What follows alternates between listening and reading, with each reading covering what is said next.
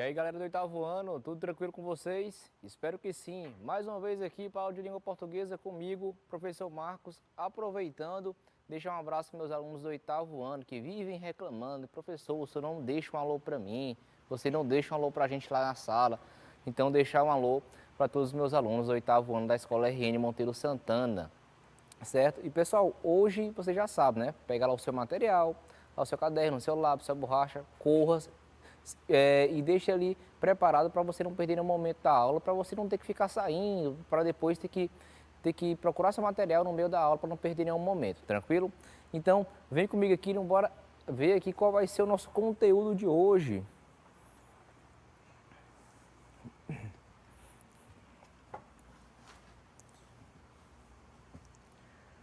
Bora lá então, pessoal. Hoje nós iremos falar sobre dois descritores, professor, dois descritores exatamente. Iremos falar sobre o D4, que é inferir informação implícita em um texto, e o D14, que é distinguir um fato de opinião relativa a esse fato. Ambos serão trabalhados dentro de uma resenha, certo? Então, só para relembrar, o que é a resenha? Resenha, pessoal, é aquele texto argumentativo em que o autor ele vai expressar a sua opinião sobre determinado conteúdo. O que pode ser esse conteúdo? Pode ser um livro, pode ser um filme, pode ser uma novela, pode ser qualquer conteúdo que possa ser estudado ou lido, no caso, e passar informação. Em geral, a resenha tem essa argumentação e ao final tem alguma recomendação. Essa resenha é um pouco mais clássica, tá? Vocês podem acabar encontrando outros tipos, outras variações de resenha. Mas no nosso caso, como não é o foco a estrutura da resenha, é somente para vocês relembrarem o que de fato será essa resenha. Então vamos começar aqui pela a primeira parte, né? Inicialmente, o que vai ser uma informação implícita? Para quem já acompanhou as outras aulas, sabe que a gente falou sobre informação explícita. O que seria essa informação implícita, que seria meio que o contrário?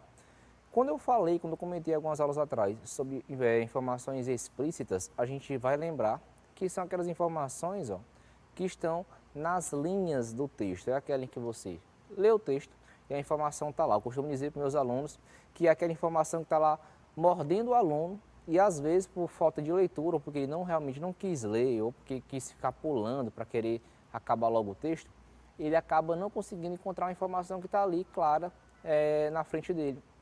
Então, essas são informações nas linhas, que são as explícitas. No nosso caso, são informações que estão um pouco além disso, estão lá nas entrelinhas. Então, as informações nas entrelinhas são aquelas subentendidas que ficam implícitas. Professor, como é que eu vou conseguir identificar isso aqui no texto? Primeira coisa bem simples, você vai ter que ler, tá? Ler e reler. Professor, não tem como eu descobrir sem ler, não, é impossível, a não ser que você seja vidente e você consiga descobrir o que o texto está falando sem você ler. Se você conseguir fazer isso, me explique depois como é que você conseguiu, porque não tem outra maneira. Mas como que fica um pouco mais claro? O seguinte, imagine que vocês estão em casa e algum amigo seu chega dando a seguinte informação: olha, acabou de ocorrer um acidente ali, dois carros se bateram, pegou fogo lá, tá a coisa mais horrível do mundo. Quando diz isso, ele deu uma informação clara. Ele diz: ó, aconteceu isso, beleza, aconteceu esse fato. Só que você, implicitamente, você pensa assim: eita, se aconteceu isso daí, então provavelmente alguém morreu. Só que ele não tinha dito que alguém faleceu, mas você, implicitamente, você consegue inferir isso a partir da informação que ele deu. Basicamente é isso que a gente consegue fazer dentro das informações implícitas. Você tem a informação clara, que são as explícitas, e a partir dela você consegue inferir algumas informações com lógica, tá? Não dá para você inferir informações sem ter nenhum sentido. Então, essa aqui é a variação. Informações explícitas, informações implícitas, tá? Então, não dá para você conseguir chegar a uma sem você passar pela outra. Então, para chegar nas informações implícitas, primeiramente você vai ter que chegar lá nas informações explícitas. Tranquilo? Continuando. Aqui, pessoal, qual vai ser a nossa resenha? A gente vai ver uma crítica ao filme Pantera Negra. Professor, com esse demais, assisti, fui lá no cinema, chorei no final dos Últimos Vingadores. Não, mas aqui não é dos Vingadores não, tá? É somente o filme Pantera Negra, que foi um filme que teve o filme solo dele, o primeiro filme antes do ator falecer. Aqui ele foi publicado em 2018, logo no lançamento do filme. E o que essa resenha vai abordar? Não vou colocar a resenha na íntegra, a resenha inteira, tá? Vamos colocar somente alguns trechos aqui. Inicialmente, o autor diz o seguinte: o universo cinematográfico Marvel, tal como conhecemos, completa 10 anos em 2018, com a chegada do paradigmático Pantera Negra. Sua produção. O longa-metragem pode ser considerado o apogeu das adaptações para o cinema das histórias em quadrinhos da Casa das Ideias, como a Marvel gosta de se referir. Já em cartaz em cerca de 1.200 salas de cinema espalhadas pelo país, o filme chega na hora certa, quando o mundo necessita de uma orientação político-espiritual sobre o seu futuro, ameaçado por governantes egoístas e despreparados para esboçar qualquer reação diante da corda bamba em que ele se equilibra. Aqui deixa eu somente contextualizar vocês. Quando lá no texto ele diz que o filme chega na hora certa, quando o mundo necessita de uma orientação político-espiritual, o que é isso aqui? Porque para quem assistiu o filme, sabe que o filme Pantera Negra ele não trata somente do herói em si. Tem várias outras questões, como a questão política, a questão religiosa, que é muito trabalhado dentro do filme. A partir daí, o que ele está dizendo? Ele está dizendo que o filme em si, ele traz essa relação, essa orientação, porque para quem acompanhou a série, sabe que lá os Vingadores estavam passando por alguns problemas, né, em relação à política, igual teve lá na Era de Ultron, igual outras relações que tiveram lá no Capitão América Guerra Civil. Professor, o senhor assistiu todos os filmes? Sim, filho, assisti todos, tá? Então, por isso que eu conheço toda a história. Então, sabe que esse filme ele veio nesse momento, logo após ali a Guerra Civil, então, para ter essa relação política e espiritual, tá? E na continuação, o que ele diz o seguinte: a grande surpresa é ver que Pantera Negra, um filme de super-herói sobre um rei de uma nação africana, aparentemente pobre, não está brincando quando aponta o isolacionismo e o mau uso das riquezas naturais como entraves para o mundo viver melhor, tal e qual o povo de Wakanda, a nação superdesenvolvida que há séculos está fora do radar do mundo, fechada em si mesma, negando-se em nome da autoproteção de partilhar as maravilhas proporcionadas pelos poderes do superminério vibrânio, que tem mil utilidades e aplicações tecnológicas, deixando a impressão de que, do lado de cá, ainda vivemos na Idade da Pedra. Então, mais uma vez contextualizando vocês, a gente sabe que o filme em si trata de um rei, tá? Diferente dos outros heróis, esse herói aqui, ele é um rei. E eles vivem em uma nação, que a gente já sabe lá que nação é essa, que todo mundo ficou fazendo o símbolo dele recentemente, após alguns acontecimentos, que eu não vou dizer, porque não é o nosso foco, tá? Então, o que houve? A partir dessa nação, ele tinha um certo dilema. Qual era o dilema dele? Além dele ser um herói, de ter que ir lá salvar o mundo e tudo mais, e tudo aquilo que a gente já conhece, ele também, pessoal, era um rei. E qual era a missão dele? A missão dele, pessoal, era guiar a sua nação, obviamente. Então, como ele tinha que guiar essa nação dele, o que ele tinha que promover? A gente já sabe que o reino de Wakanda, ele era um local fechado, ele não era um país, digamos assim, entre aspas, que se abria para o restante do mundo. Então eles viviam com a sua riqueza, mas ali, ó, isolados, eles não compartilhavam do conhecimento, da tecnologia e da riqueza que eles tinham. Então tal que no filme é abordado isso em relação ao vilão. O vilão ele quer expandir essa riqueza, mas de uma forma mais violenta, mais ditatorial. Então o que acontece? Ele tinha esse dilema de, além de ser um herói, ele também tinha que guiar a sua nação. Então aí começa o conflito dele dentro da história. Na continuação ele diz: para quem nunca ouviu falar, nem leu nenhuma de suas histórias, assistir ao primeiro filme de Pantera Negra, o super-herói criado por Stan Lee e Jack Kirby, em 1966, é um choque tanto. Não é o fato de ele ser negro, como praticamente todos os personagens do filme, o que provoca uma surpresa fundamental, mas sim a responsabilidade sobre-humana que T'Challa, que é o Pantera Negra, o jovem rei de Wakanda, assume quando dá os primeiros passos como governante, de olhos abertos para tudo o que acontece ao seu redor. Aqui tem uma afirmação interessante que ele diz que, para quem nunca ouviu falar, porque para quem acompanha o quadrinho, que nem eu, que era asilado desde criança, já conhecia a história, mas para quem não conhecia a história, só ouviu começar a assistir os heróis, conhecer os heróis a partir do cinema, vai causar um estranhamento. Por quê? Não vou dar essa informação, porque isso a gente vai trabalhar nas questões, certo? Mas, além disso, a gente já sabe, ele já levanta algumas questões aqui, ele vai dando a opinião dele a respeito do texto, dizendo que, além de ele ser um super-herói negro, toda a trama em si, como é no reino africano, tratam de pessoas negras dentro da história, dentro da narrativa, certo? Agora que a gente já viu aqui a resenha, a gente já tem noção do que basicamente ele está falando. Ele está somente descrevendo o texto e ao longo da resenha dele ele vai dando ali uma opinião, uma leve opinião sobre o que está sendo tratado. Indo para a primeira questão. De acordo com o texto, o super-herói Pantera Negra não está brincando quando aponta o isolacionismo e o mau uso das riquezas naturais como entraves para o mundo viver melhor. Então a gente já sabe o que é esse isolacionismo, é ficar isolado. A gente já sabe que que o Wakanda é um reino isolado. Só que o que ele teria que fazer? Ele tinha que lidar com isso. Coisa que vocês viram que no final do filme, ele meio que abre essa possibilidade de o Wakanda começar a dialogar com outras regiões. E além de suas riquezas naturais, e ele diz que isso basicamente era um entrave para o mundo viver melhor. Por que o autor faz essa afirmação e que importante decisão o personagem deve tomar como governante? O que acontece aqui, professor? O cara não diz na resenha, não, ele não diz, mas a gente consegue subentender por que o herói vai ter esse entrave, qual era a missão dele, qual era a função dele.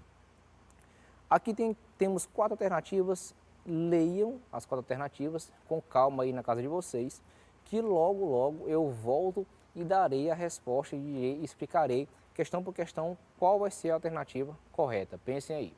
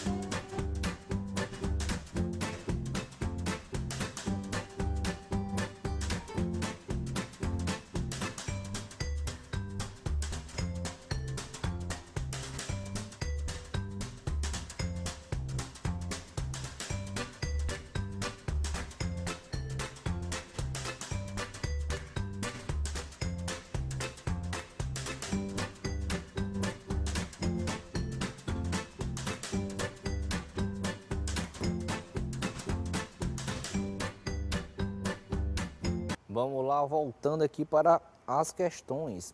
Primeira questão. De acordo com o texto, o super-herói Pantera Negra não está brincando quando aponta o isolacionismo e o mau uso das riquezas naturais como entraves para o mundo viver melhor. Que importante decisão ele deve tomar como governante?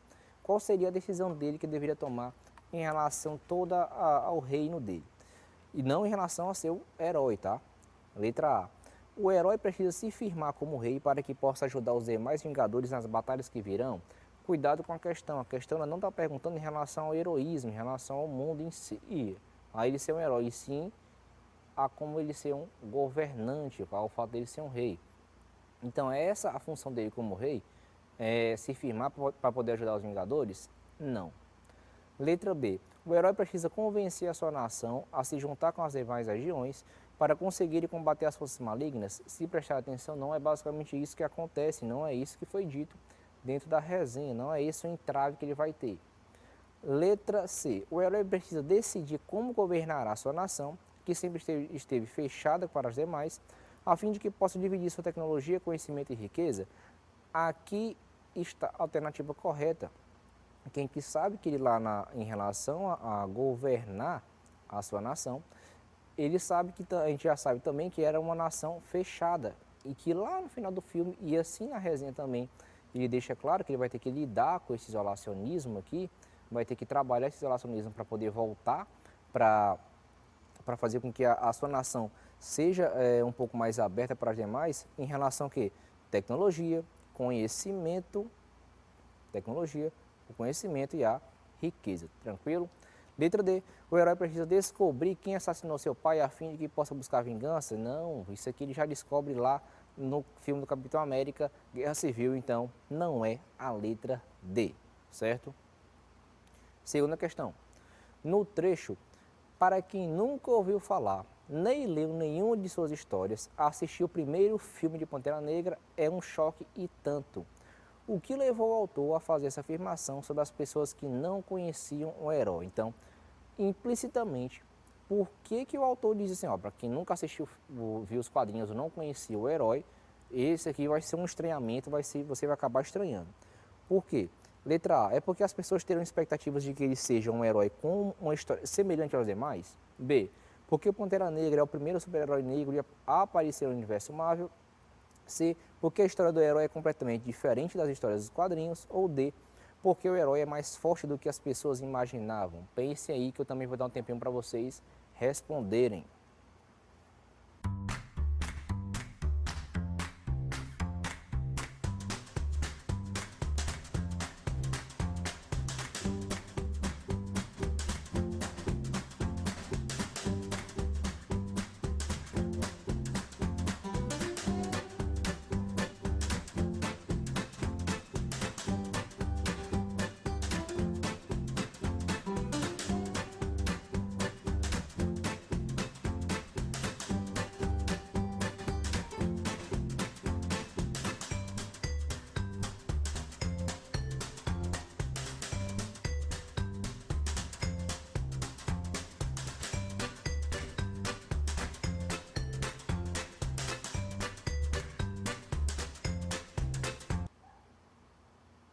Bora lá, retornando aqui na segunda questão, no trecho. Para quem nunca ouviu falar, nem leu nenhuma de suas histórias, assistir o primeiro filme de Pantera Negra é um choque tanto. O que levou o autor a fazer essa afirmação? Vamos ali da letra D para a letra A. Na letra D diz o seguinte: essa afirmação é porque o herói é mais forte do que as pessoas imaginavam? Ah, também, mas não é exatamente esse motivo de se tornar um choque. Por que ele afirmou isso? Por que Pantera Negra vai ser um filme que vai chocar as pessoas em relação a quem nunca ouviu falar? Não é somente por isso, tá?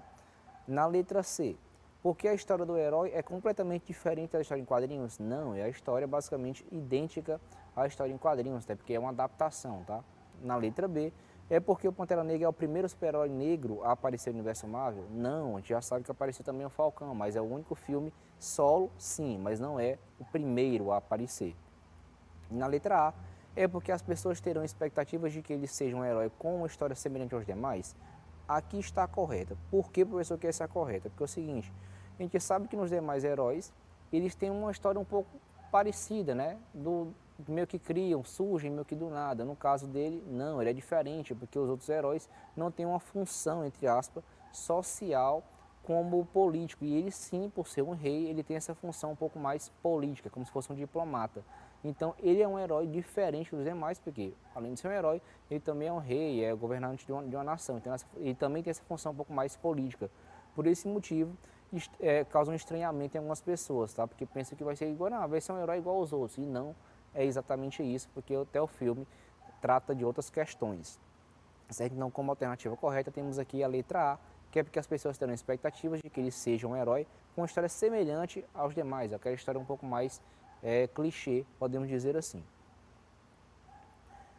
Pessoal, agora indo para o D14, que é distinguir um fato de uma opinião relativa a esse fato. Bora lá ver o que é isso. Inicialmente vamos relembrar aqui o que é fato e o que é opinião. Fato, inicialmente lembre-se, é aquilo que aconteceu, acontece ou está acontecendo. Professor, não pode ser o que vai acontecer? Não, então isso, o que vai acontecer pode se tornar um fato, mas não é um fato. Fato é aquilo que aconteceu, acontece ou está acontecendo, tá? É igual quando você vê notícias, geralmente são de algo que aconteceu ou acabou de acontecer, tá? Então ali é um fato, geralmente são noticiados fatos. A segunda, é algo que é de conhecimento de todos. Por que é de conhecimento de todos? Porque é divulgado. Professor, mas eu não fiquei sabendo, mas pelo menos a maioria das pessoas vão ficar sabendo da informação do que aconteceu, tá? Indo para a terceira, pode ser provado através de documentos ou de outras formas de registro. Então, quando é um fato, ele pode ser provado, ou uma pequena entrevista, ou uma foto, ou uma imagem, ou um pequeno vídeo. Então, aqui ele pode ser provado. Mas isso se aplica na resenha? Não necessariamente. A gente vai ver como é que aparece na resenha. E o que vai ser uma opinião? A opinião é a maneira particular de você analisar o fato. Então, acontece a situação, que é o fato, e a maneira como você se posiciona a partir daquele fato, dando a sua opinião, aí sim, obviamente, será a opinião em relação àquele fato que ocorreu. Como é a opinião, pessoal, pode divergir. Eu posso achar algo positivo ou tirar dar minha opinião a respeito disso de uma maneira, e você em casa pode dar sua opinião a partir de outra maneira. Então, pode aparecer opiniões diferentes, tá? Letra C é uma interpretação, obviamente que vai ser a interpretação daquilo que você viu. Então você interpreta o fato da maneira que você achar mais coerente, tá? Mas tem que ser coerente, tá? Não pode ser nada sem ter sentido, não. E por último, que eu considero um dos principais, que eu sempre digo para meus alunos ficar atentos, que é pode haver uma adjetivação. O que é essa adjetivação? Obviamente é o uso de adjetivos, ou seja, geralmente quando a gente dá uma opinião, a gente coloca alguns adjetivos para se referir ao fato, a gente dá a opinião adjetivando aquilo que a gente está falando. Então, a gente meio que, ao dar opinião, a gente acaba colocando, transparecendo nosso meio particular de analisar, que de fato é isso que a gente vai ver aqui, ó. Ainda na mesma resenha, lá no começo, eu não marquei porque eu iria falar agora. Lá no começo ele diz assim, ó, que o universo cinematográfico Marvel, tal como conhecemos, completa 10 anos em 2018 com a chegada do paradigmático Pantera Negra, sua 18ª produção. O longa-metragem pode ser considerado o apogeu das adaptações para o cinema das histórias em quadrinhos, da Casa das Ideias, como a Marvel gosta de se referir. Já em cartaz em cerca de 1.200 salas de cinema espalhadas pelo país, o filme chega na hora certa, quando o mundo necessita de uma orientação político-espiritual sobre o seu futuro, ameaçado por governantes egoístas e despreparados para esboçar qualquer reação diante da corda bamba em que ele se equilibra. Aqui tem alguns trechos que devem ser destacados. Olha aqui a primeira informação que ele dá. Ó. Ele diz que o universo cinematográfico completa 10 anos. Opa, completou 10 anos, isso aqui o que vai ser? É um fato. Ocorreu aquilo dali. A gente já sabe que já se passou, estamos em 2020, então em 2018 completou 10 anos, então tornou-se um fato. Então aqui já temos a primeira informação, aquilo que aconteceu. Tá? Então fato, aquilo que aconteceu. Mais adiante, ele diz, ó, um longa-metragem pode ser considerado o apogeu das adaptações. Onde que está? Por que isso aqui é a opinião, professor? Olha o termo destacado aqui, ó. Apogeu. O que é apogeu? Apogeu é o ápice, seria o maior momento das adaptações. Então seria, entre aspas, o melhor momento da Marvel dentro de todos os filmes que ele teve. Então por que isso aqui é uma opinião? Olha o apogeu. Apogeu, classificação, adjetivação. Então ele diz que pode ser considerado. Então é a opinião dele, a opinião do resenhista, certo? Mais à frente temos a segunda parte, ó. Trazer para o mundo o super-herói com tais propósitos era tudo que o jovem diretor Ryan Coogler, 32 anos, que chega agora ao terceiro longa-metragem, precisava. De certa maneira, é um filme que propõe uma revisão em nossas atitudes políticas e sociais, embora tenha o revestimento das grandes ideias. O que Coogler e Joey Robert Cole, co-roteiristas, oferecem ao público é também um excitante filme de aventuras, ficção científica e misticismo, marcado por inúmeras reviravoltas, mulheres e homens admiráveis, atos de heroísmo e de grandeza, além de vilões perspicazes e de coração duro, vítimas do abandono e do desespero. Que isso aqui já está falando o quê? Lá do vilão. Aqui quais são, o que deve ser destacado em relação à opinião e ao fato. Olha as informações que ele diz aqui, ó. Quando ele diz de certa maneira, é o filme que propõe uma revisão em nossas atitudes políticas e sociais. O que ele quer dizer? Isso aqui é a opinião dele. Mas qual o trecho, professor, que demonstra essa opinião? É a expressão de certa maneira. Então, de certa maneira, é uma expressão que denota a opinião dele em relação ao filme. Porque ele fala, ó, propõe uma certa revisão em nossas atitudes. Então, na opinião dele, é um filme que faz com que você reflita um pouco mais em relação a essas atitudes políticas e sociais, engajamento social, engajamento político. Então, na opinião dele, é um filme que também é voltado para esse lado. Na terceira parte temos todo esse coquetel de sensações traduzido num visual esplendoroso, belamente capturado pelas lentes de Raquel Morrison, a primeira diretora de fotografia indicada ao Oscar pelo filme. O reino de Wakanda e Seul, na Coreia do Sul, ganham a aparência de lugares nunca vistos, apenas imaginados. A versão em 3D é particularmente feliz em captar cada nuance de luz, reentrâncias, pesos e medidas desses espaços quase oníricos, ainda mais expressivos com vestuários afrofuturistas de Ruth Carter ou a direção de arte majestosa de Hannah Berkeley. Para a cidade de Esmeraldas ou Eldorado, como diz o vilão Ulysses Klaue, vivido por Andy Serkis Clownesco. Aqui o que temos, olha lá no começo, ó, quando ele fala visual esplendoroso, cuidado das marcações agora, ó, belamente capturado. Outra informação que diz, particularmente feliz, a versão 3D é particularmente feliz. Tudo isso aqui, pessoal, denota opinião. Por quê, professor? Olha aqui, ó. quando temos a expressão visual esplendoroso aqui é um adjetivo. Então, na opinião dele, o visual estava maravilhoso, estava perfeito.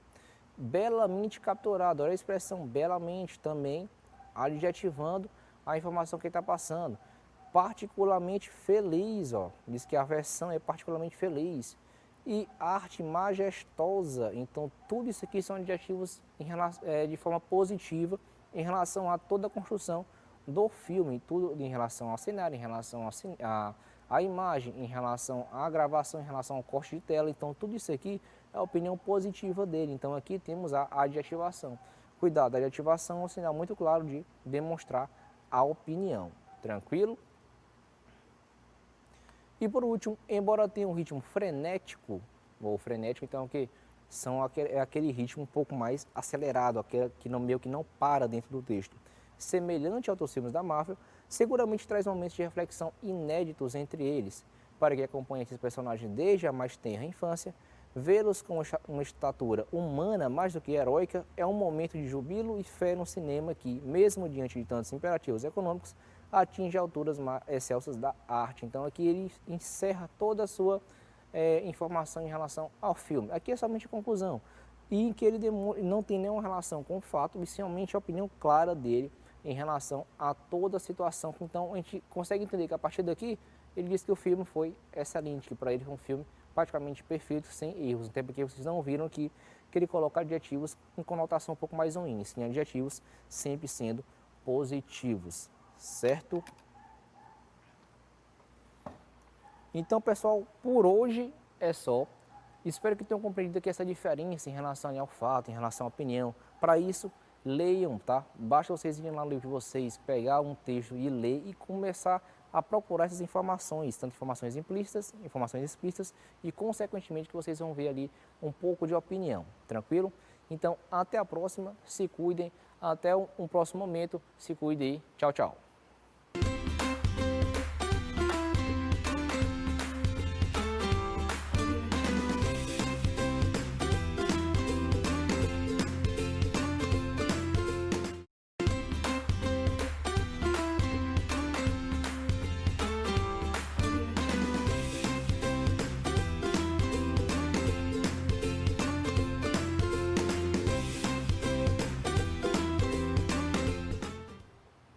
E aí, galera do oitavo ano, tudo tranquilo com vocês? Espero que sim. Estamos aqui mais uma vez para aula de língua portuguesa comigo, o professor Marcos. Então a gente já sabe aquele nosso ritual, né? Você vai lá, pega seu caderno, seu lápis, caneta, borracha. Se possível, seu cuscuz, deixe do lado, né? Para você não ter nenhum problema de passar fome no meio da aula e ter que sair. Então deixa lá o seu cuscuzinho ali do lado, com seu café, sua água, para você não perder um momento dessa aula, tá? Então vamos lá, prepare-se e vamos aqui compreender qual vai ser a nossa temática de hoje, qual vai ser a habilidade que iremos aprender. Bem, hoje, pessoal, falaremos sobre o D15. O que é o D15? É estabelecer relações lógico-discursivas presentes no texto, marcadas por conjunções, advérbios e etc. Mas não vai ser tudo isso, não. Falaremos somente sobre o advérbio, tá? Então, como é uma revisão, pessoal, eu não vou estender muito em relação ao assunto, a gente vai logo para a prática, tá? Então, inicialmente eu vou dar ali uma pequena revisão sobre alguns advérbios, pelo menos os principais que a gente costuma mais ver nos livros, é aquele que a gente tem um pouco mais de contato, e mostrar alguns outros aqui que vocês talvez ainda não tenham visto ou não conheçam ainda. Tá? Inicialmente, bora relembrar aqui. O que é um advérbio? Lembrando, advérbio, pessoal, é uma palavra ou expressão, no caso, uma locução adverbial, que indica uma circunstância ou ideia acessória em relação à palavra a que se refere. Então, lembrando, o advérbio ele pode modificar, no caso, acrescentar uma ideia acessória em relação ao verbo, ao adjetivo e ao próprio advérbio. Eu costumo dizer que é basicamente nessa ordem, tá? Você primeiramente procura lá uma relação com o verbo, se não encontrar, procura a relação com o adjetivo, se não encontrar uma relação com o próprio advérbio, tá? Então ele vai ter essa relação próxima ali com essas três classes de palavras, tá? Ah, e detalhe, o advérbio é uma palavra invariável. Pessoal, o que é invariável? É aquela que não vai se alterar, tá? Não vai ter singular nem plural, ela vai sempre se manter ali da mesma forma, tranquilo? Aqui temos as principais entre aspas, porque é aquela que a gente mais conhece, aquela que a gente mais tem contato na escola, nos livros, que é aqueles advérbios de lugar, de tempo, modo, negação, intensidade, afirmação e dúvida, tá? São esses daqui, aquele que a gente mais acaba vendo. Só que tem alguns livros, algumas outras gramáticas, que não trazem somente esses advérbios, trazem esses outros aqui também, ó. Pode ter um advérbio em relação a assunto, em relação a causa, companhia, concessão, condição, conformidade, fim, que é finalidade, instrumento, referência, dentre outros. Por isso a gente vai falar de tudo isso? Não. Não vou adentrar nessas outras circunstâncias. A gente vai primeiramente relembrar isso daqui que a gente mais tem contato, tranquilo? Então vamos lá relembrando. Inicialmente temos aqui o advérbio de modo. O que o advérbio de modo faz? Ele indica a maneira como algo é feito. Ele vai dar uma ideia, uma relação de maneira, um modo como algo foi feito ou algo foi trabalhado dentro da oração. Quais são os advérbios que podem ser de modo? Dependendo da circunstância, esses daqui podem ser advérbios de modo. Termo bem, mal, assim, pior, melhor, depressa, devagar, à toa, às pressas, à vontade, rapidamente, calmamente, infelizmente, dentre outros. Professor, só esse daqui? Não, tem vários, tá? Vai depender muito do contexto, depender muito da situação. Aqui temos um exemplo. Você fez atividade às pressas, por isso não conseguiu tirar boa nota. Bora lá. Aqui nós temos ali o verbo, você fez atividade. Só que eu fiz atividade de que maneira? Eu fiz ela com calma? Eu fiz ela devagarinho, pensando, raciocinando? Não. Eu fiz ela às pressas. Olha o termo aí destacado. Esse termo, às pressas, indica o modo, a maneira como foi feita a atividade. Então, a expressão às pressas é um advérbio de modo em relação a fazer a atividade, tranquilo? Então, ela modifica ali, dá uma ideia acessória ao verbo fazer, tranquilo? Na segunda temos aqui tempo simples, aquele que vai demarcar ali uma relação entre aspas de horário, mas não um horário específico, tá? Pode ser um horário ali meio que implícito, aquele horário ali meio que com uma certa imprecisão. Então temos ali o agora, o hoje, o ontem, cedo, tarde, à noite, já, no dia seguinte, amanhã, de manhã, jamais, nunca, sempre e por aí vai. Então tem aqui uma lista enorme aqui para vocês irem se associando, irem se acostumando com elas, tá? Então tempo, uma relação meio que entre aspas de horário, tá? Então, exemplo, devemos entregar a atividade imediatamente. Então, opa, peraí. Devemos entregar a atividade. Então, temos aqui uma ação. Qual é a ação? Entregar a atividade. Mas é para entregar amanhã? Não. É para entregar depois de amanhã? Não. É para entregar o quê? Imediatamente. Quando eu digo imediatamente, é agora, logo. Então, indica o quê? O tempo em que deve ser entregue. Questão, mas não tem dizendo horário. Meu filho, eu acabei de dizer. Não tem um horário, mas dá a ideia implícita de um determinado horário. Então, nesse caso, tem que ser logo, neste momento. Tranquilo? Então, imediatamente, em relação ao verbo entregar. Temos o próximo, o advérbio de lugar. Quais são eles? O aqui, o lá, o aí, lá, cá, aquele acolá, que a gente fala muito também, abaixo, acima e por aí vai. Então, tudo que der uma ideia de local, temos aqui o advérbio de lugar. E qual o exemplo, professor? Olha aqui. Houve uma tempestade aqui na região. Olha o termo aqui. Quando eu digo aqui, você já denota um local. E aí complementa ali com o termo região. Então, quando a gente fala aqui houve uma tempestade, então temos aqui o advérbio de lugar. Poderia ser, a pessoa poderia ser acolá, teve uma tempestade acolá. Poderia ser também. Esse acolá indicaria o local em que ocorreu algo, ocorreu alguma situação. Tá? Eu não sei que local foi, mas quando eu falo aqui ou acolá, eu meio que aponto, fica implicitamente o local demarcado para você entender.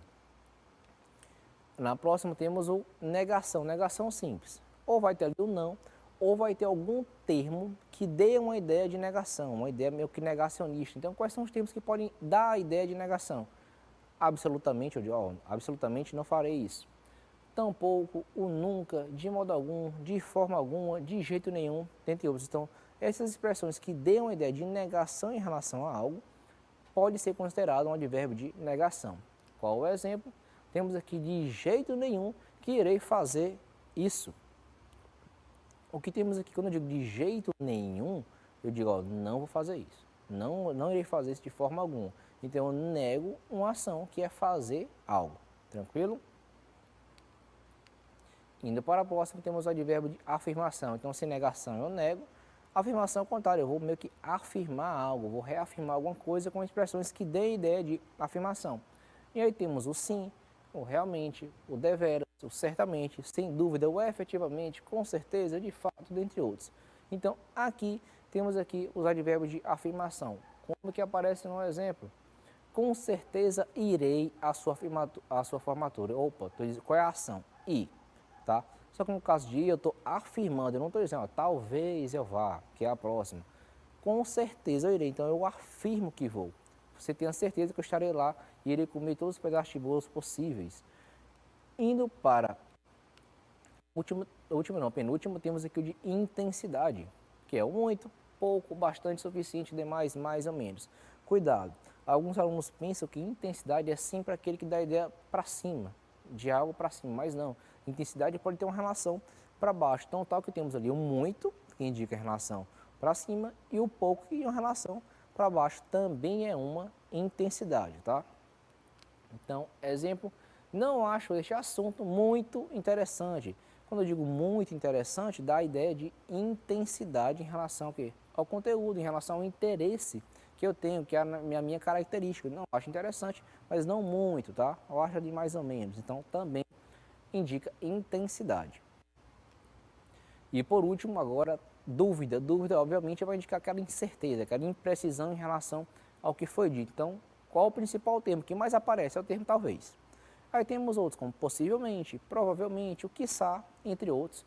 E aqui temos o exemplo, provavelmente terminaremos o trabalho a tempo. Opa, então provavelmente eu não estou afirmando igual afirmação, mas também não estou negando igual negação. Eu estou aqui dizendo uma possibilidade, ó, provavelmente terminaremos o trabalho. Então fica aquela dúvida em relação à ação que é terminar o trabalho, tá? Então perceba aqui que existem esses advérbios que é aquele que você já conhece, tá? Esse daqui fica um pouco mais simples porque você já tem esse conhecimento em relação a eles. Então vamos agora treinar, né? Vamos relembrar aqui e saber como que a gente consegue encontrar isso aqui em alguns textos. Inicialmente, pessoal, temos aqui essa charge, tá? O que temos nessa charge aqui, professor? Aqui temos algumas informações. Olha que eles estão igual vocês quando ficam em casa. É o que? Mexendo no celular o dia todinho, até descarregar. E às vezes até carregando fica mexendo, né? E aqui tem a avó e ela diz, obrigada pela visita, meus netinhos, eu fico muito feliz. Agora perceba o seguinte, quando ela diz aqui, ó, muito feliz.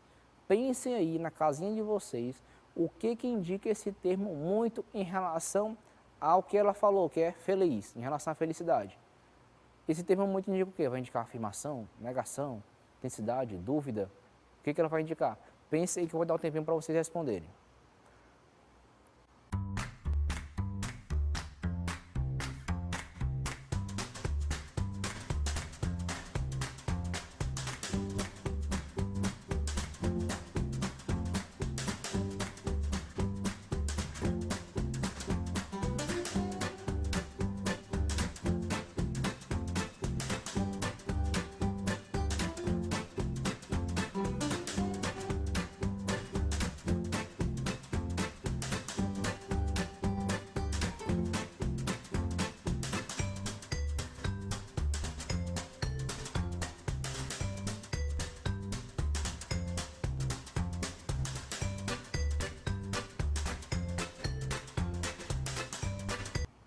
Voltando aqui, vamos lembrar agora, pessoal.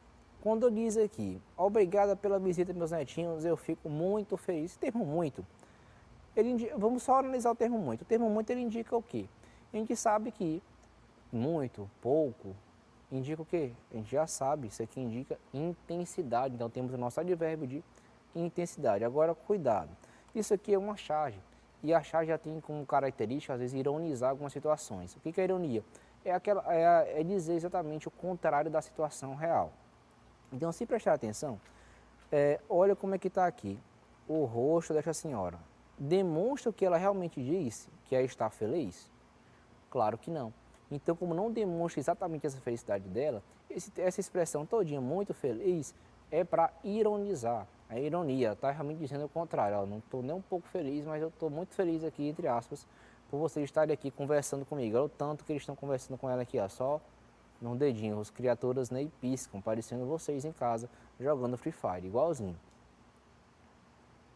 Então, reforça a ironia da charge. Indo para a próxima, também outra charge, olha aí. Avisa o povo aí de cima de que nossa herança maldita não cabe mais debaixo do tapete. Qual é essa herança maldita? Observe aqui, é a bandeira do Brasil. Olha a herança maldita aqui vindo, ó. Encarceramento em massa, o racismo, a violência de gênero e a desigualdade social. Opa, então quer dizer o quê? Que está escondendo tudo, ó. Não, estamos escondendo isso aqui, não existe não. Vai escondendo aqui, fingindo que não tem. Tá? Então, mas quais são os advérbios que ele utiliza aqui? Temos o advérbio, a expressão aí de cima, e temos a expressão debaixo. Ah, essa aqui é fácil, né? Pense aí. Que circunstâncias as expressões destacadas indicam? Pense que eu vou dar mais um tempinho para vocês responderem.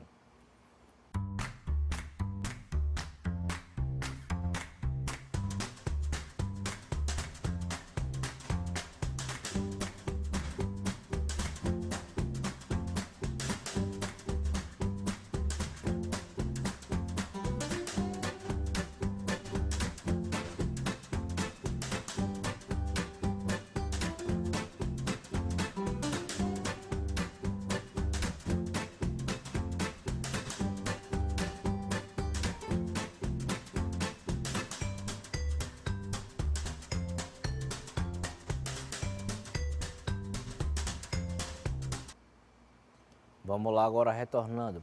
Na charge temos aqui as expressões. Avisa o povo aí de cima de que nossa herança maldita não cabe mais debaixo. Opa, aí de cima, debaixo. Indica o quê? Indica intensidade? Indica tempo? Indica o quê? Não, pessoal. Indica lugar. É o local. Professor, mas ele não diz o local, mas implicitamente a gente sabe. Ó, aí de cima e debaixo. Então, quando dá esse apontamento de que local está, temos aqui caracterizado o advérbio de lugar, expressões que indicam local. Tranquilo? Indo para mais uma charge, ó. Como vai sua saúde física, seu João? Tá boa, doutora, mas minha saúde financeira piorou muito depois do último arrastão aqui no posto. Então, qual é a crítica da charge aqui? A última a gente percebeu que a crítica da charge era em relação à corrupção, em relação a mascaramento da realidade brasileira. Mas olha aqui, em relação agora ao quê? Tá boa, doutora, mas minha saúde financeira piorou muito depois do último arrastão. Opa, quando a gente fala arrastão, então está falando aqui sobre assalto, tá? Em relação à violência. Então, vamos agora aqui ver os advérbios. Quando ele fala, tá boa, doutora, mas minha saúde financeira piorou muito. Opa, temos aqui o verbo piorou. Mas só piorou? Só piorou? Não, piorou muito. Então indica o quê? Pensa aí. Depois do último arrastão, aqui, olha o termo aqui. Indica o quê, pessoal? Pense aí que eu também vou dar um tempinho para vocês responderem essas duas aí, ó.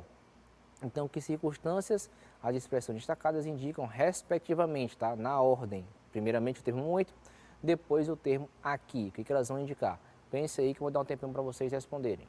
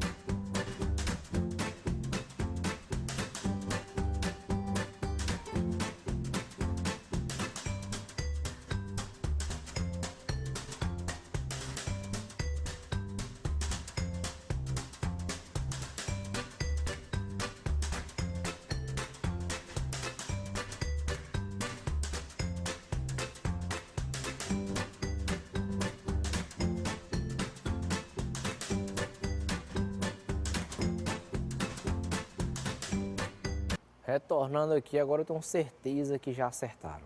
Certeza que agora vão lembrar. Quando ele fala que a saúde dele piorou muito, temos aqui uma relação com o verbo. Então, será um advérbio. E quando ele fala depois do último arrastão, aqui no posto, então temos duas circunstâncias. Temos o termo muito, que vai indicar o que? A nossa intensidade, tá? Professor, mas se ele fala assim, piorou um pouco, Também seria intensidade? Também seria intensidade, porque ele diz que ali, ó, a relação de mais ou menos ter piorado, tá? Dá uma ideia de intensidade, só que é um pouco mais leve. Então lembre-se, a intensidade ela pode ser para mais, para menos ou ficar ali naquele meio termo, tá? Então se ele fala que piorou um pouco, também seria uma expressão que iria denotar ali uma relação de intensidade. Então temos a primeira, piorou muito, intensidade, e aqui no posto, obviamente, que só pode indicar o lugar, que é o local em que ocorreu toda a situação. Tranquilo?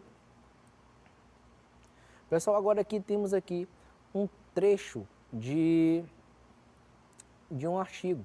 E o que esse artigo diz? O artigo diz o seguinte, ó, celular dentro da escola pode sim. Aí vocês começam a comemorar. Eba, o cara tá dizendo aqui que eu posso usar o celular dentro da escola, então tranquilo, vou levar. Mas cuidado, que ele não vai falar basicamente da maneira que vocês estão pensando, e sim de uma outra maneira que deve ser trabalhado.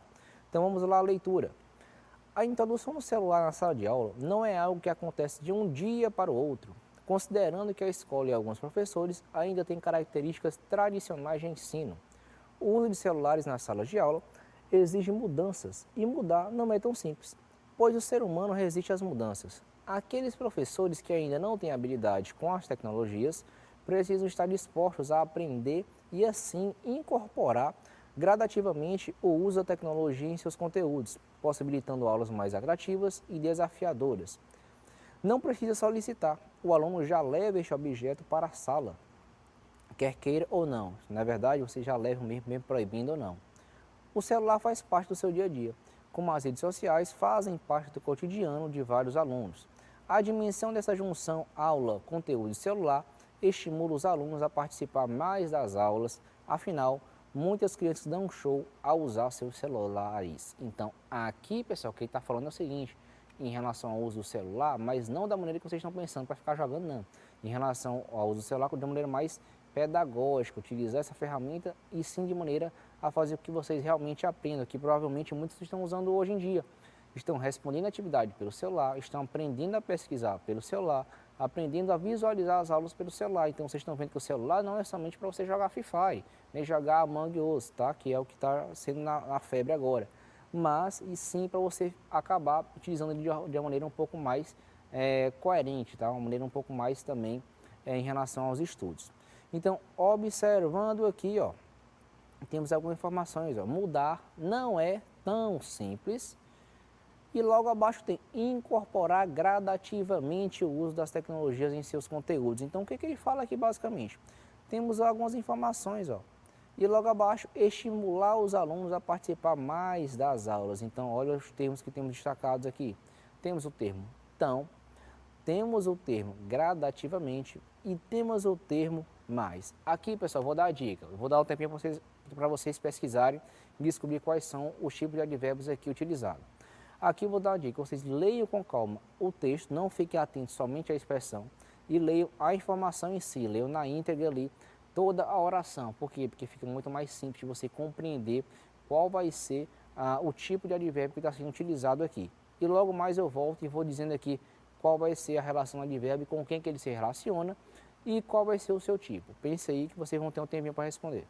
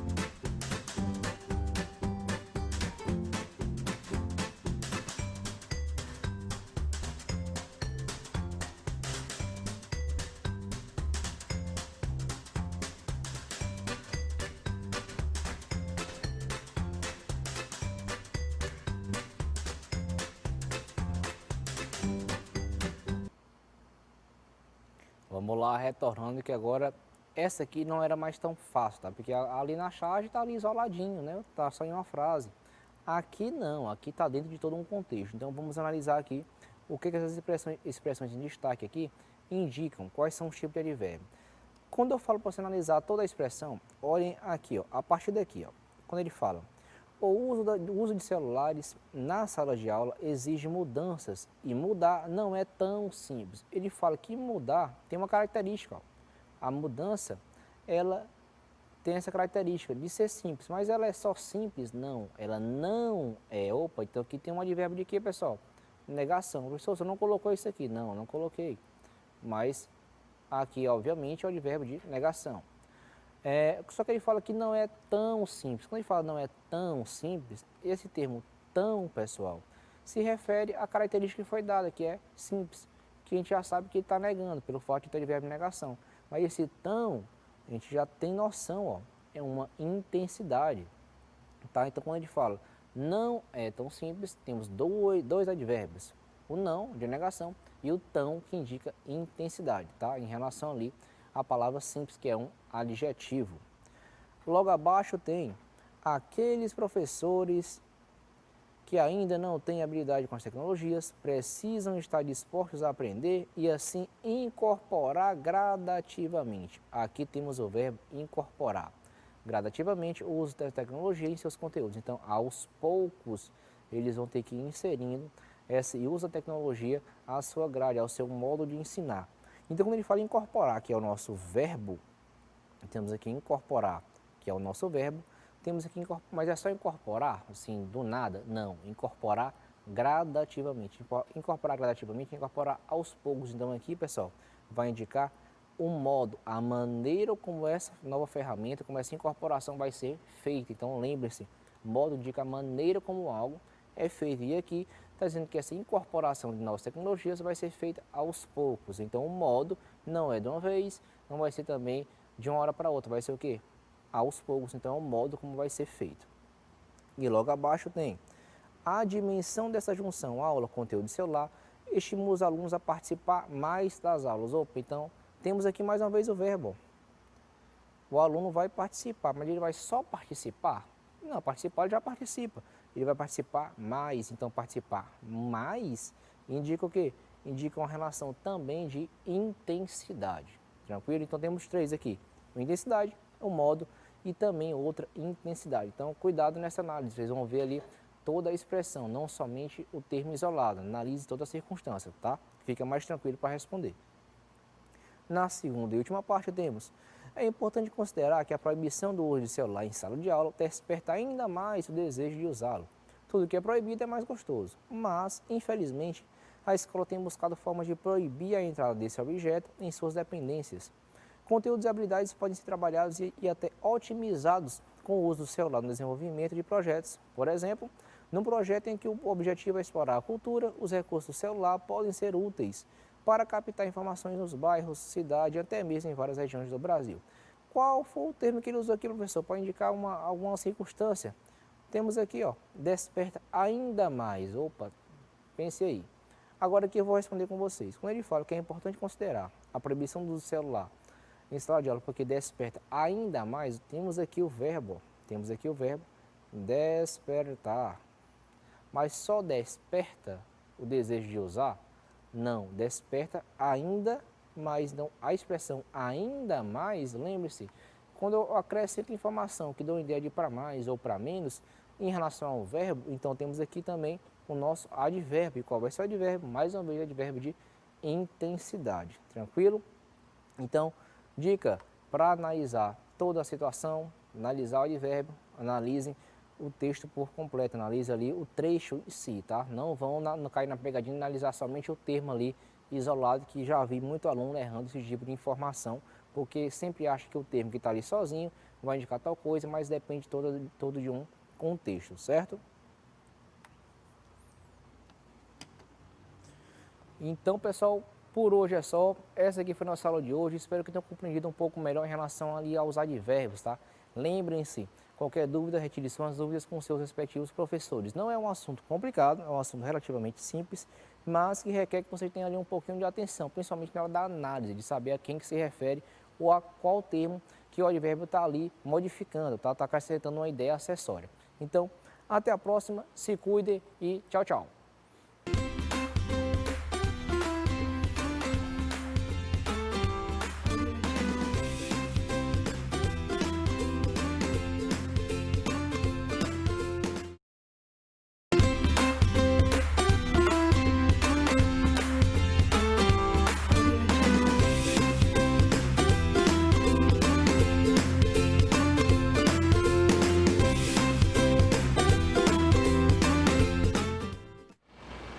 Olá, boa tarde. Eu sou a professora Eunice, professora de História de vocês. Que hoje vocês tenham um dia abençoado, que seja um dia verdadeiramente de aprendizagem, de conhecimento. Então, procura um local tranquilo para que você possa assimilar melhor essa nossa aulinha de hoje. E a nossa aulinha de hoje, ela é uma continuação da aula anterior. Na aula anterior, o que foi que a gente trabalhou? A gente vai ver já já.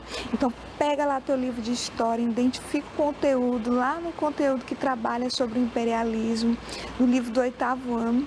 Bora para a aulinha.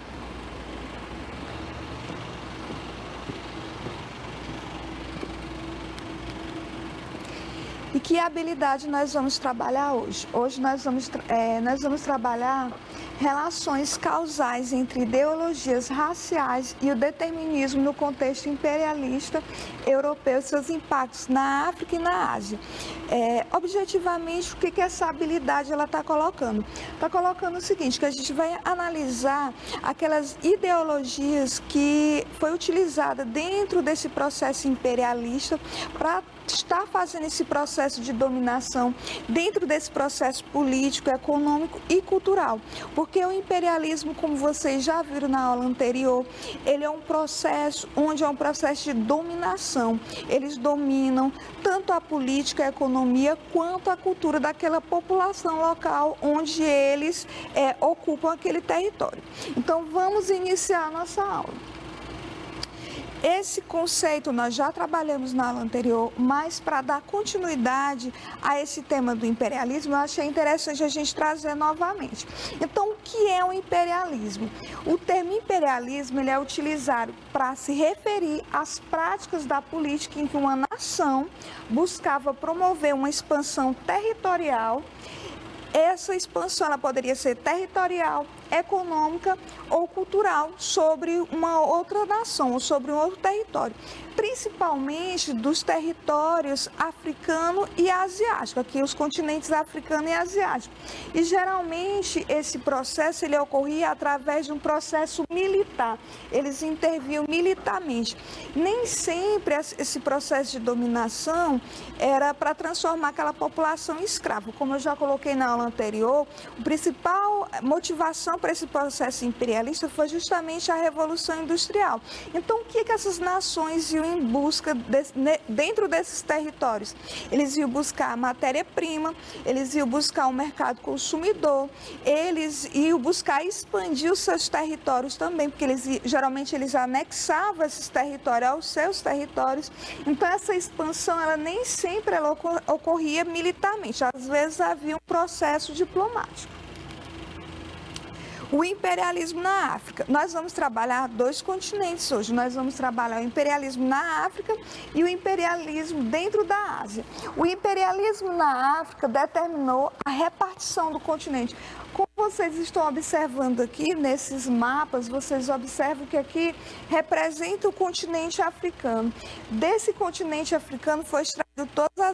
Porque esse processo imperialista, o principal objetivo aqui era extrair principalmente a matéria-prima, extrair toda a riqueza daquele local. Então está mostrando que ficou um local vazio. Por quê? Porque todas as riquezas foram extraídas.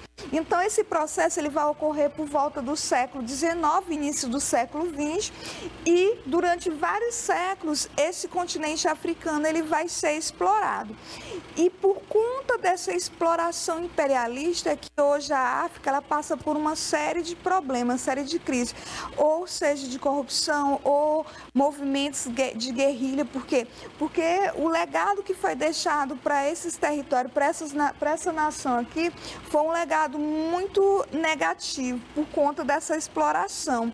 Então, a África, hoje ela tem uma característica muito marcada por conta desse processo imperialista, por conta dessas nações europeias. Um dos países que dominaram esse território africano foi a França, mas não é somente a França. Os principais países são França e Inglaterra, mas primeiramente a gente vai trabalhar a França. Então, os franceses, eles vão dominar diversos territórios, um deles vai ser a Argélia.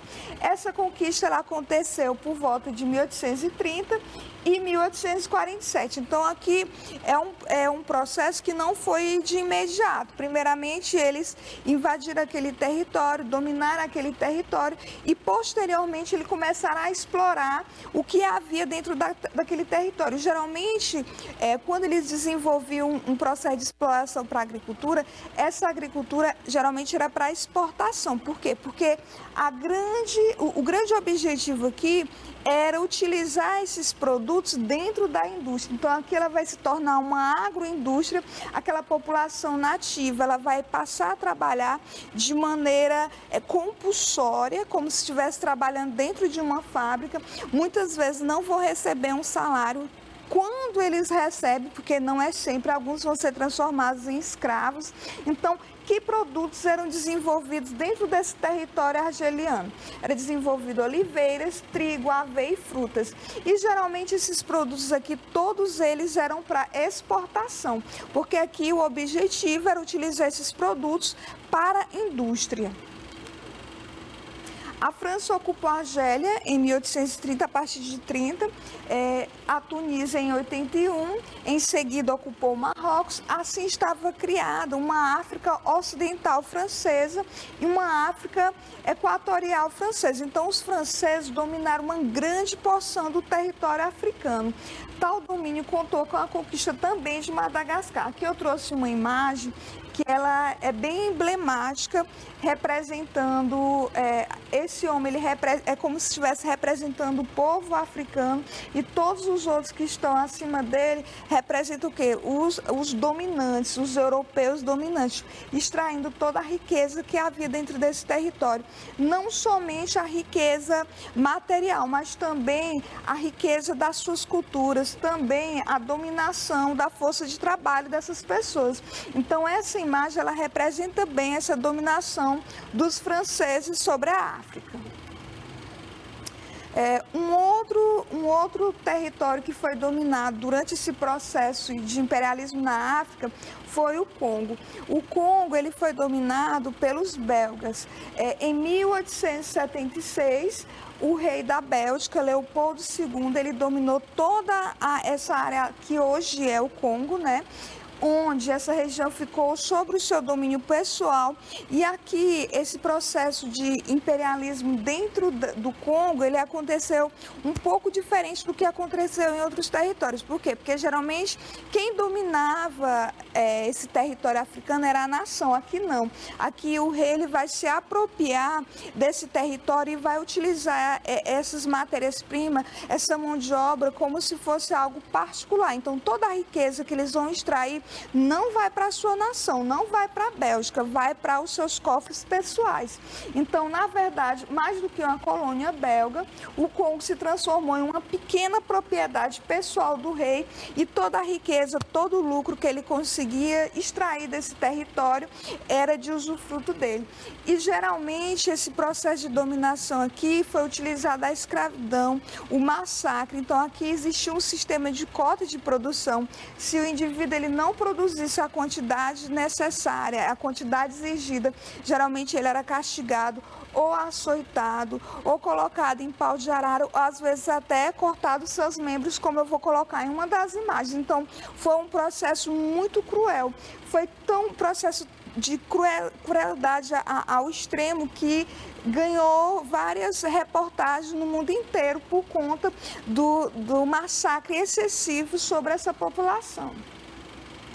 O rei Leopoldo II, ele dividiu o território em diversos distritos, onde ele vai colocar pessoas que sejam da sua confiança, onde ele vai exercer um poder ditatorial em cada um desses distritos do Congo, que ele vai fazer esse processo de tutela. Então, cada um desses distritos tinham cotas específicas da quantidade de recursos que deveria ser extraído, como ouro, borracha, diamante, marfim. Então, aquelas pessoas que não conseguiam desenvolver a quantidade que ele exigiu, essas pessoas, geralmente, elas eram castigadas. Então, essa mão de obra que é utilizada aqui é uma mão de obra escrava.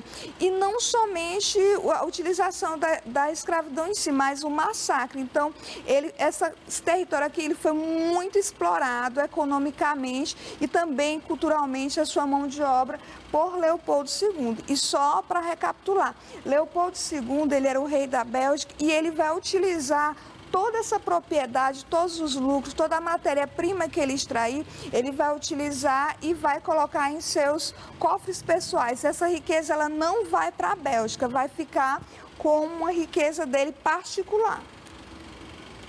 Essa imagem eu achei muito interessante trazer para vocês, porque ela representa bem esse processo de tortura que ele utilizava. Então, aquelas pessoas que não conseguiam atingir uma cota, porque cada distrito tinha uma cota específica para conseguir atingir. Se aquele distrito não atingisse, geralmente os seus trabalhadores, eles sofriam algum tipo de punição. E uma punição muito utilizada nesse período aqui dentro do Congo era o corte dos membros. Vocês observam que tem várias imagens aqui, então, inclusive o rei Leopoldo II mostrando aqui essa criança sem um membro. Para ele representava um poder se utilizar de tal estratégia para poder conseguir essa extração dessa riqueza. E tudo isso aqui, com o tempo, ele foi vinculado em vários jornais da Europa e sensibilizou muitos europeus. Então, algumas nações europeias interviram e, por conta disso, fizeram inclusive uma partilha da África, que vocês vão ver daqui a pouco. Britânicos na África. Até então, a gente colocou a nação bélgica, nós colocamos franceses, agora nós vamos ver os ingleses dentro da África. Os ingleses, como vocês já sabem, eles foram um dos grandes impulsionadores desse processo de imperialismo. Por quê? Porque a Inglaterra foi a primeira nação a se industrializar. Então, ela vai sair primeiramente nessa corrida imperialista, ela vai dominar quase todo esse continente africano. São eles que vão realmente dominar a grande maioria dos territórios dentro da África.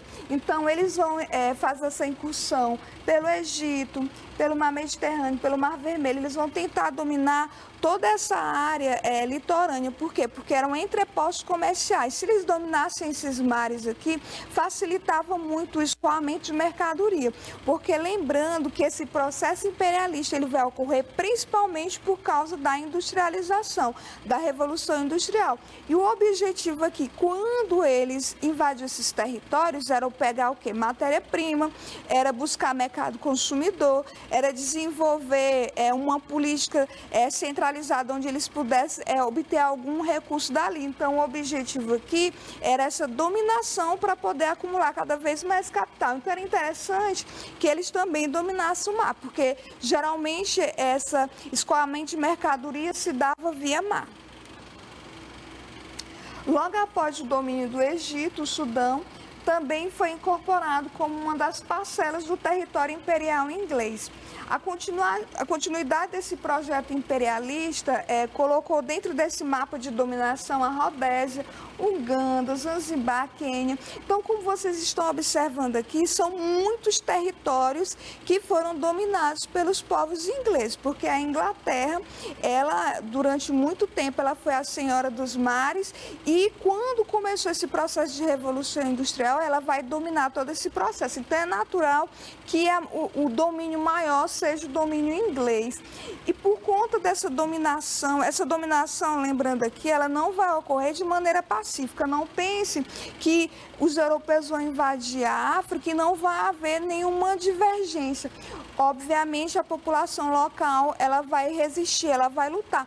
Porém, os europeus eles tinham uma tecnologia de armas mais avançada. Então, tinham armamentos bélicos muito mais avançados em relação àquela população nativa. Então, isso fazia com que eles conseguissem dominar esse território. E um dos eventos de movimento contrário a essa invasão foi a Guerra dos Boeres, que ocorreu nos anos de 1899 a 1902. Então, esse processo de dominação ele não vai acontecer sem resistência, não. Durante todo esse processo, aquele povo vai estar lutando. Porém, os europeus, eles tinham armamentos muito mais desenvolvidos e por causa dessa tecnologia armamentista, eles dominavam com maior facilidade. Essa imagem, ela representa muito bem essa dominação europeia. Inglesa e europeia. Então, os ingleses, observe essas mãos aqui, representam tentáculos dominando o quê? Dominando quase toda a África e territórios da Ásia. Então, a Inglaterra era uma das maiores nações imperialistas daquele momento. Então, essa representação dessa imagem, ela especifica bem essa ideia de dominação por todos os territórios. Cada um desses membros aqui, desses tentáculos, representa um local que a Inglaterra dominou. Movimentos de resistência ao neocolonialismo na África.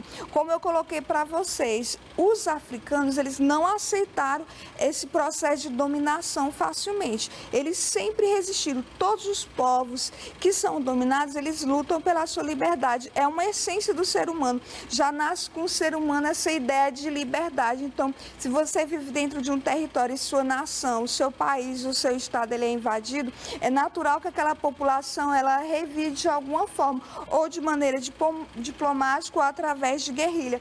Porém, como eu coloquei para vocês, os armamentos bélicos dos europeus eram muito mais desenvolvidos em relação àquela população. Então, por isso que eles tiveram muito mais êxito. Então, essa ocupação do continente africano pela população europeia, ela, durante esse processo, explodiu vários movimentos de resistência, porém a vitória sempre era dos europeus, por conta dos elementos que eu já coloquei para vocês, por conta de sua tecnologia, que era superior, tanto em termos de comunicação, quanto de armamento, quanto o seu exército era mais bem estruturado, eles já tinham esse conhecimento de guerra, de movimento de guerrilha, então tudo isso facilitou para que eles conquistassem mais facilmente esses territórios. Mas, como eu coloquei para vocês, esse povo sempre lutou pela sua liberdade.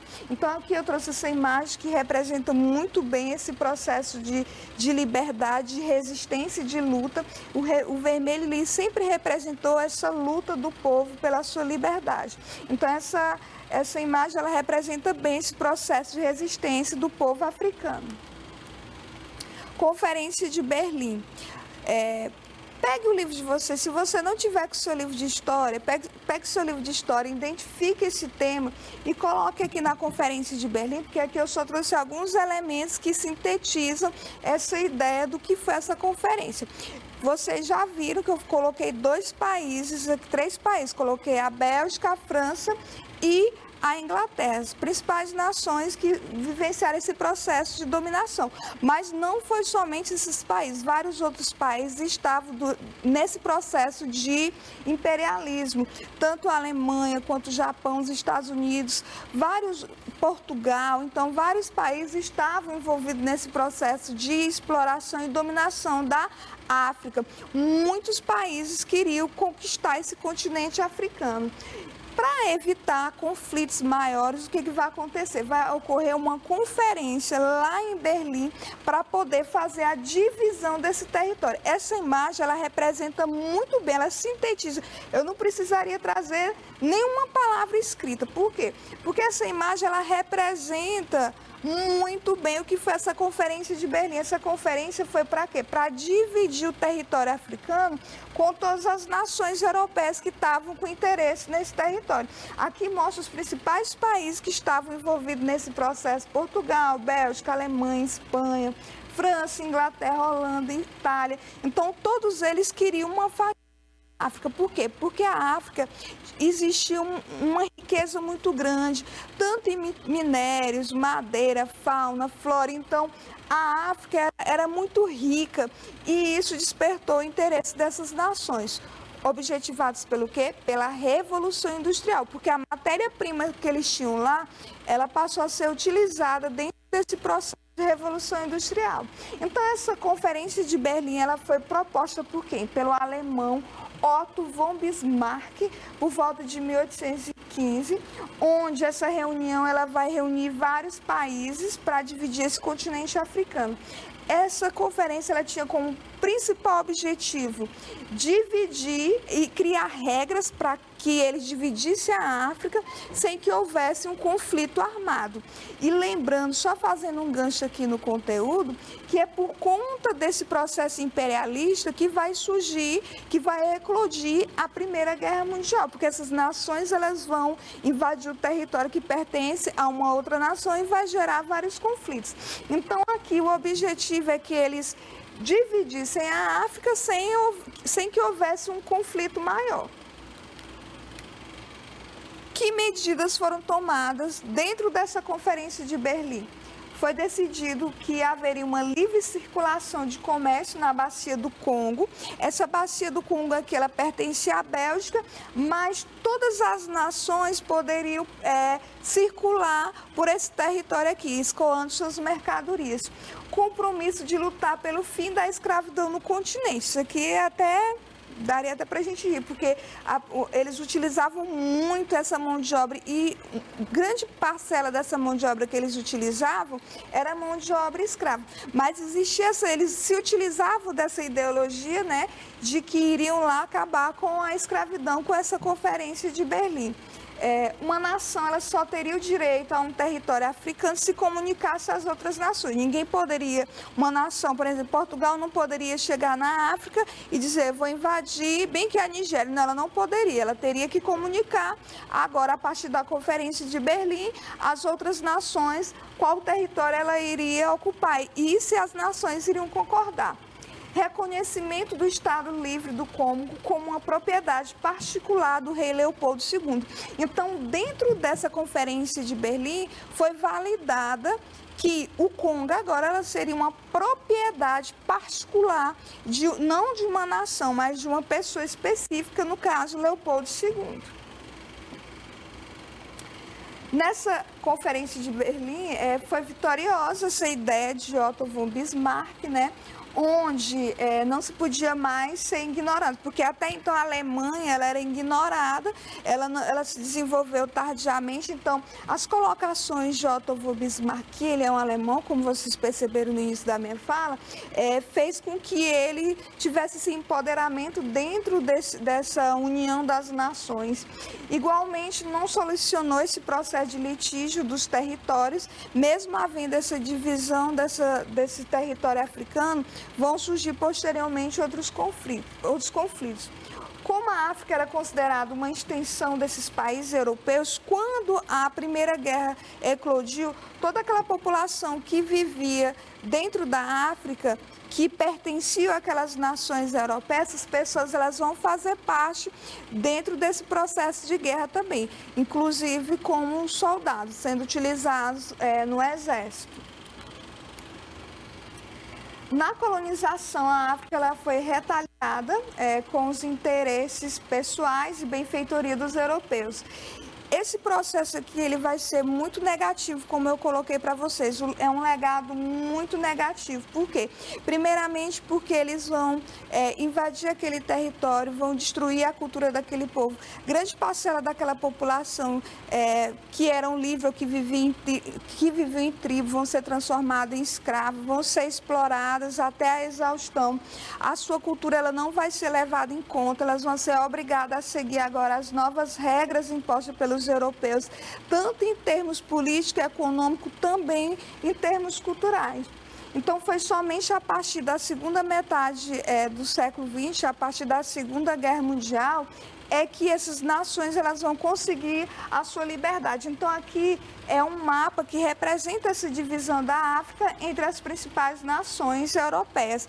Naquela outra imagem vocês viram que eu mostrava um mapa todo fatiado, onde cada nação estava com a faca, onde cada um ficaria com um território. Então aqui mostra especificamente nesse mapa qual território vai pertencer a cada país. Partilha da Ásia. Então, o território asiático, esse continente asiático, era um outro projeto de expansão e dominação imperialista. Ele vai acontecer muito semelhante ao que aconteceu dentro da África. O que ocorre de diferente aqui é porque, dentro desse processo de dominação, eles não vão criar leis ou regras para fazer esse processo de dominação. Eles vão chegar, vão dominar, não vão dizer, nós vamos dominar esse território, o Japão domina aquele, não, eles simplesmente invadiam e dominavam. E isso gerou muitos conflitos e revoltas também. Só recapitulando, não é porque uma nação ela tem uma tecnologia menos avançada que ela não vai lutar pelos seus ideais, pelos seus objetivos, pela sua liberdade. Então a Ásia ela lutou bastante contra essa invasão europeia. E uma desses movimentos de revolta foi a Guerra do Ópio, que vocês vão ver já já. Então, a Ásia, né, ela vai ser dominada principalmente pela Grã-Bretanha, representada pela Inglaterra, e pela França. Mas não foi somente esses territórios que dominaram a Ásia. A gente também tem o Japão, que já era uma nação bastante desenvolvida naquele momento, a Rússia, os Estados Unidos, a própria Alemanha. Então, esses países são países que também vão invadir o território asiático, porque ele era um território que tinha muitas matérias-primas que interessavam a esses países que estavam em processo de expansão. Aqui mostra pessoas que fazem parte da elite, né? Aspecto da vida cotidiana de funcionários britânicos lá dentro da Índia. Então, a Índia é um dos territórios que foi dominada pelos europeus, mais especificamente pelos ingleses e franceses. A Índia, pelo seu tipo de exploração, um dos movimentos que ocorreu aqui foi o movimento dos cipaios. Não é somente a Guerra do Ópio, não. Houveram vários movimentos que eu coloquei para vocês. Esse movimento ocorreu em 1857 por conta da exploração excessiva, porque quando eles desenvolviam, ou seja, um produto para a agricultura que era para exportação, geralmente não ficavam muito para a sua população consumir. Então, isso gerava o quê? Gerava miséria, fome e, consequentemente, provocava guerras. Então, os indianos foram derrotados nessa guerra anos depois, e entre as consequências da revolta teve o endurecimento do poderio inglês. Então, após essa revolta, a Índia ela vai ser massacrada, ainda vai ter o poder mais forte sobre ela, principalmente pelos povos ingleses. Essa imagem ela representa bem essa dominação dessa partilha da Ásia, onde cada animal ele representa um país. Aqui a gente tem o urso, que representa a Rússia, nós temos a França, que representa o galo, nós temos os Estados Unidos, a Inglaterra, os Estados Unidos que representa a águia, a Inglaterra representa o leão, e esse cadáver que vocês estão observando aqui representa o território chinês e o próprio povo chinês. Então, essa imagem ela representa muito bem esse processo de partilha e dominação da China. Então, as imposições sobre a China, depois desse processo de que eles perderam essa guerra, foram muito massacrantes. Principalmente por quê? Porque o governo chinês ele ficou obrigado a aceitar todas as imposições das outras nações, e eram imposições que não traziam vantagens para a sua economia, para o seu povo.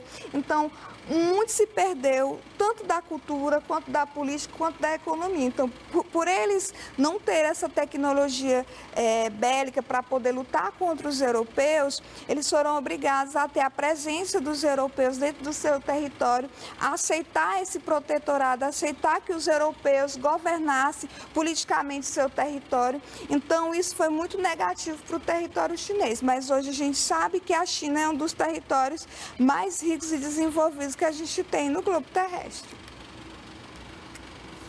consequência do imperialismo para esses povos que foram dominados. As principais consequências que a gente tem é no plano político.